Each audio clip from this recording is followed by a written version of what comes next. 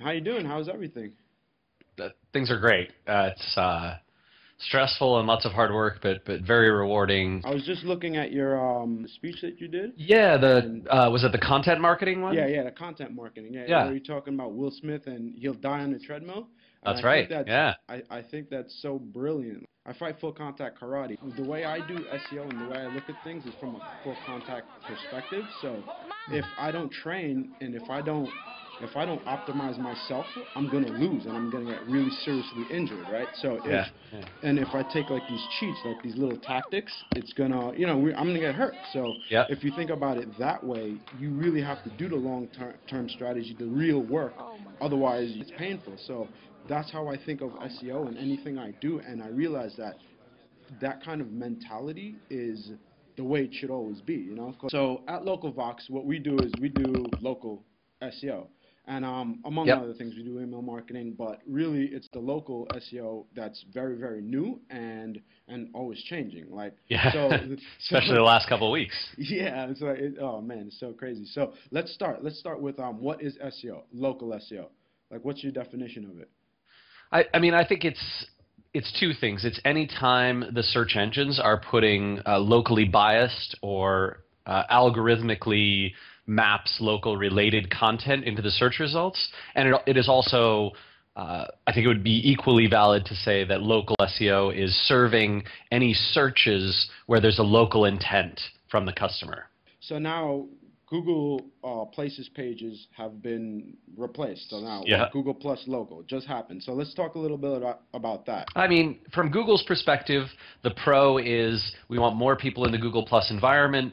If we can force, 40 million businesses in the United States to join up Google Plus, we can get more information and more signals from them.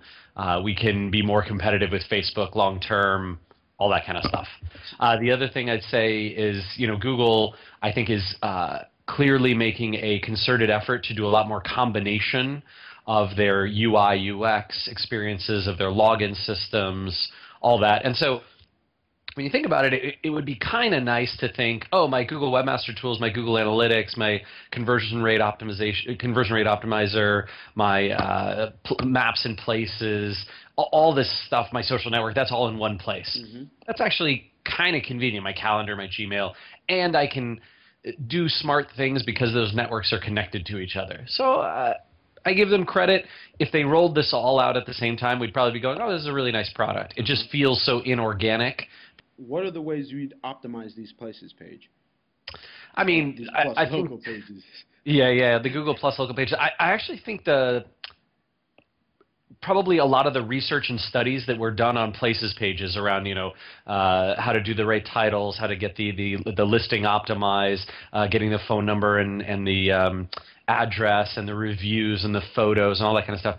I think a lot of that is still the same, but I haven't seen the research yet, and obviously we haven't done it. What's it been, 8 days, uh, to verify that conclusion. So we're going to actually try and invest some time and energy in a project like that in the next few weeks, and Hmm. then see if we can't come out with some results over the summer. But so I guess my answer is I don't know for sure yet what's changed Uh huh. and what I would recommend to webmasters and SEOs and business owners to change in their profile. I'd probably stick with the best practices that you've had with Google Places for the last couple of years. What you're saying is keep doing what we're doing. Pictures, tagging the pictures and optimizing descriptions and we like to link YouTube. We like to Yeah, create a yeah. video and link that. Just to fully optimize the You page. might think about using video, anytime you're producing video content or Mm-hmm. content of any kind that's sort of shareable content. So we're Uh-huh. having an event at our restaurant. We're having our I don't know, this clothing shop is having a sale. Mm-hmm. Anytime you got a post about that, news, a blog post, whatever, Mm-hmm. share it on Google Plus. Yeah, See if you can definitely. get see if you can get a few of your sort of friends in your circle to plus one and share that and get people active and commenting. Now, what sort of like reviews is it got? Now they're pulling these reviews. So, So bad. what sort of review like generation best practice? So we're working on a widget that we're gonna put up, to help get people to actually help our clients put it on their website so that it's all right there, right? You know, just like optimizing for social media, you put the social media right there. So we're Yep, working makes on total that. sense. So, but what sort of, besides something like that, what sort of advice would you do to get reviews, to drive reviews on Google Places or Google Plus? So I think the most obvious one is to do something really special with your business, right? Something that is not usual, that people think, wow, that was crazy. I've never gotten such good food, service, product, the way they treated me when I came in, something, right? That special something like that, that's going to not only do great things for you in Google reviews, it'll do great things for you across your entire marketing spectrum. So I'd encourage you to do those things. That said, sort of the very specifics for places and reviews, make sure that you are, if you're not traditionally targeting a customer that is tech savvy and likely to be a user of Google Plus, or likely to be a reviewer on the internet, try and reach out to those people. That could be through engaging in the blogosphere. That could be through special offers that you do through social media. That could be something you do with Foursquare. So anyone who's on Foursquare is going to be likely to be a sort of social media type person who might do online reviews, right? So if you have a store special, you can now do the location broadcast inside Foursquare. What you're trying to do is bias a little bit to get the right customer set to earn online reviews. This is just like how we did SEO with, in years past, you had to get links. Well, the only way to get links is if people who have websites and have the ability to link to you are coming to your site. So you try and bias your content to reach some of those people. That's what I'd encourage those folks to do as well. And then, I think that there's certainly sort of push notifications. I don't mean classic like mobile push notifications, but like pushes that you could give, little nudges that sort of say, hey, we've got the Google reviews decal on the wall. We've got like a couple of Google reviews printed out, next to the counter when you come up, whatever it is, right? You've got that. You train your customer service people so that when someone comes in the store and they say, wow, I had a great experience, and you say, oh, thank you so much. Hey, would you do me a favor?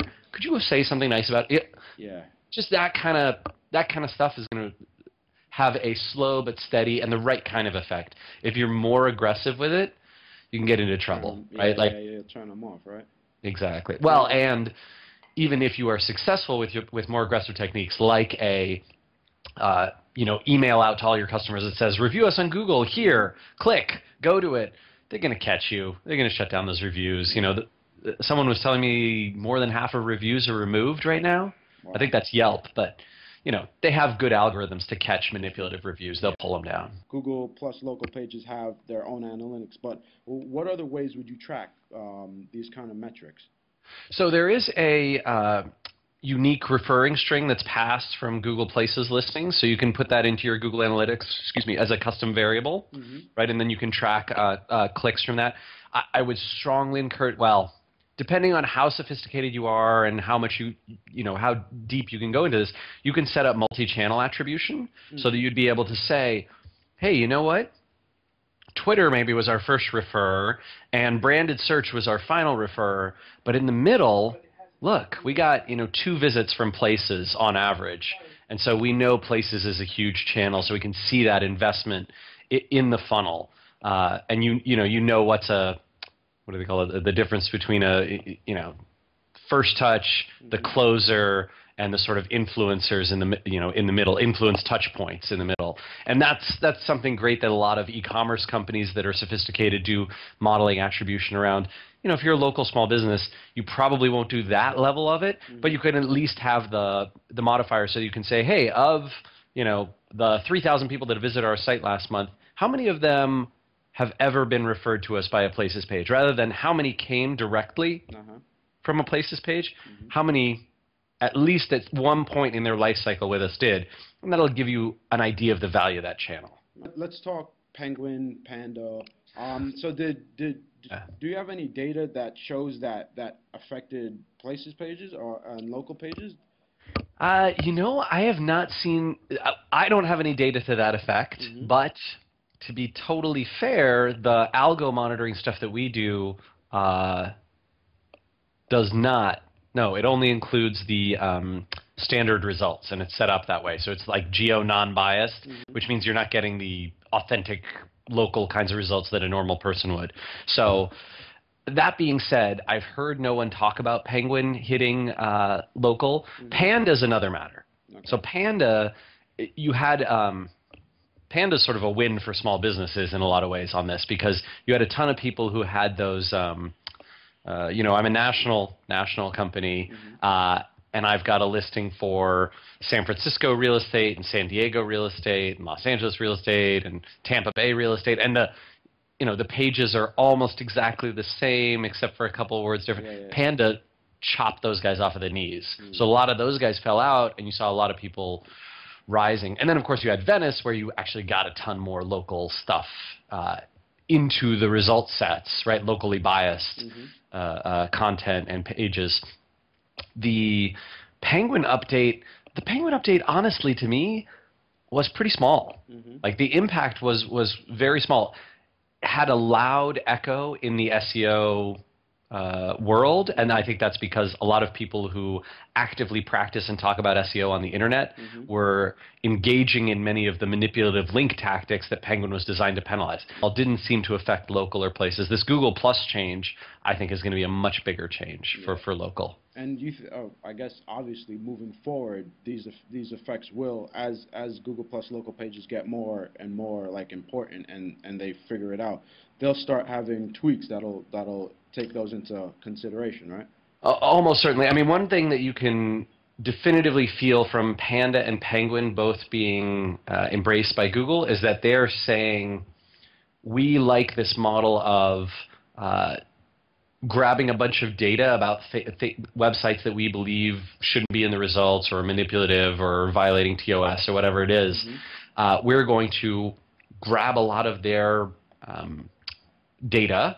We're going to machine learn against it in a model that takes a long time to run, and then we're going to launch consistent updates of that. So I'd be surprised if that didn't make its way to local and places, meaning if you're doing something shady right now, you better learn your lesson, right? Yeah. Like, maybe you think that your shady stuff is so underground nobody's going to find it. A machine learning algorithm doesn't care how underground it is. It's going to identify it based on the features of, hey, I'll give you a great example. Hey, you know what? This place is ranking really high for a place that has never been reviewed by an editorial magazine. A New York Times or a whatever local paper or a Gourmet or whatever it is. Like, they have too many reviews and too many stars and all that kind of stuff for not having that. We're going to look suspiciously at it. We're going to see how they generated those reviews and those stars and that kind of thing. If you, like I said, if you're disconnecting the product quality from the marketing, Google's going to find out. Big question, because I'm looking for this kind of stuff all the time, and I love your dashboard. I love your tools. I use it to report on LocalVox and our SEO, which I just started on. So what are you guys doing? Are you going to start implementing local rankings and like what's next? So we just launched it was either February or March. We launched the new local rankings that you can track inside. So you'll see your ranking in the local results when they are blended. The places, pages, maps, results that are embedded, all that kind of stuff. 3-box, 7-box, 10-pack, whatever it is. We're also looking. In fact, tomorrow I have my whole end of my day is going to be spent with some folks chatting about maps and local, and potentially having a whole tab inside Pro, talking specifically trying to give you information about, you have these listings, your competitors have these other listings, these are the places you need to get into, here's where you have inconsistent sources, et cetera, et cetera. So I would guess, look, it's going to be at least 6 months before we have something live like that, but we might have some beta tools for folks potentially, in that time frame before the end of the year, and likely early next year you'll see us investing fairly heavily in maps and local. Thank you for taking this interview. And, it's great to meet you. I hope to see you at an event sometime soon. Where are you guys based? Definitely. We're in New York. Yeah, we're local. New York. All right. Well, sometime when I come out there, I'm going to ping you and we'll have to get together. Absolutely.